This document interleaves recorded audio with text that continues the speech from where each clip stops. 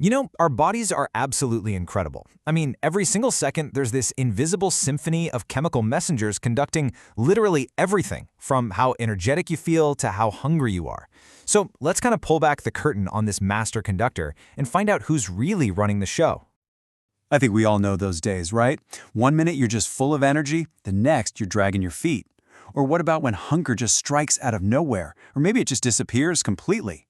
Well, it's not random at all. There's a powerful, invisible network pulling all the strings. And that network, it's called the endocrine system. The best way to think about it is like your body's own internal internet. It's constantly sending out these little data packets, we call them hormones, to tell all the different parts of your body what to do and when to do it. It is the conductor of that chemical symphony we were just talking about. So first up, let's take a look at how this system basically sets the tempo for your entire body. We're talking about your metabolism, the speed at which you burn through energy. The main player here is a small, kind of butterfly-shaped gland in your neck called the thyroid. Its whole job is to regulate your metabolic rate, a lot like how a thermostat controls the temperature in a room. It's there to keep everything running, not too hot, not too cold, but just right. But, sometimes that thermostat can totally go haywire. If it's set too low, you get what's called hypothyroidism. That's where your metabolism just slows down to a crawl. This is often caused by an autoimmune condition called Hashimoto's, where the body's own defense system gets confused and starts attacking the thyroid. And on the flip side, if the thermostat is cranked way too high, you get hyperthyroidism, where everything just speeds up. This is usually due to another autoimmune issue called Graves' disease. Okay, so the thyroid sets the overall speed. But what about the body's moment-to-moment fuel source? We're talking about sugar. For that, we need to turn to another key player, the pancreas, and its absolute superstar hormone, insulin. Now, when this whole fuel system breaks down, we get diabetes. And the core difference between the two types is really fascinating. With type 1, it's a supply problem. The body's own immune system destroys the pancreas's ability to even make insulin. But with type 2, it's more of a demand problem. The body is making insulin, but the cells are just ignoring it. It's like one is a factory shutdown, and the other is a citywide delivery strike. And let me tell you, this is not a small issue. Back in 2022, over 37 million people in the US had diabetes. And the vast majority of those cases, we're talking 90 to 95%, are type 2. That really highlights just how widespread this whole insulin resistance problem has become. So we've covered the body's energy dial. Now let's explore something that's directly connected to that, appetite control. Because there's this constant, incredibly complex chemical conversation happening between your gut and your brain that decides whether you feel hungry or full. So let's meet the messengers in this conversation. From the stomach, you've got ghrelin, and that's the hormone that basically screams, "Feed me!" Then on the other side, you've got hormones like GLP-1 and peptide YY, which are signaling, okay, we're good, we're full, stop eating. And then in the brain itself, you have something called neuropeptide Y, which acts like this powerful override switch, just cranking up your drive to eat no matter what. Let's just zero in on GLP-1 for a second, because it's absolutely fascinating, and it's a huge deal right now. When you eat, GLP-1 gets released, and it does a few things all at once.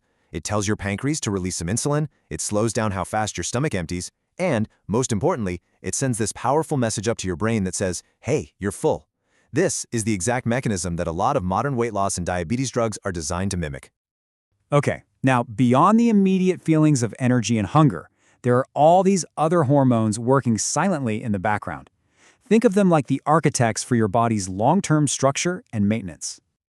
Tucked just behind the thyroid are 4 tiny little glands called the parathyroids. They have one incredibly important job, managing the calcium levels in your blood and in your bones. And this is crucial for just about everything, from how your nerves function to the strength of your skeleton. So what happens when there's too much parathyroid hormone floating around?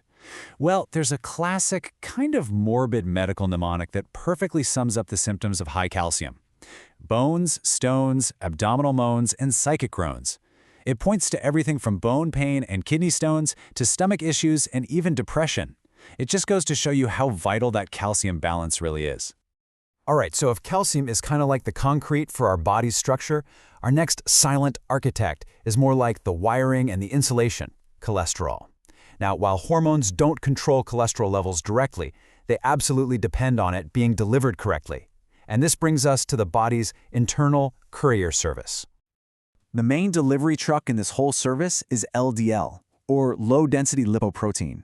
Its job is to take cholesterol from the liver and deliver it to cells all over the body that need it for building membranes and making other hormones. And then you've got HDL, or high-density lipoprotein. This is the cleanup crew.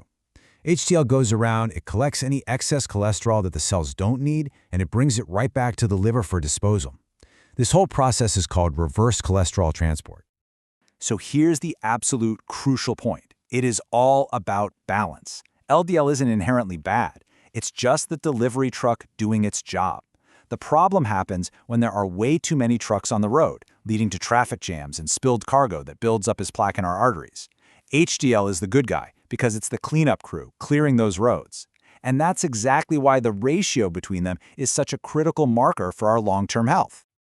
So we've looked at the orchestra's different sections. We've got energy, appetite, and long-term maintenance. Now, let's bring it all back together and talk about what keeps this whole chemical symphony playing in perfect harmony. At the end of the day, the entire endocrine system is just a masterpiece of balance and feedback loops. From your thyroid to your pancreas to your gut, each and every hormone has a very precise job.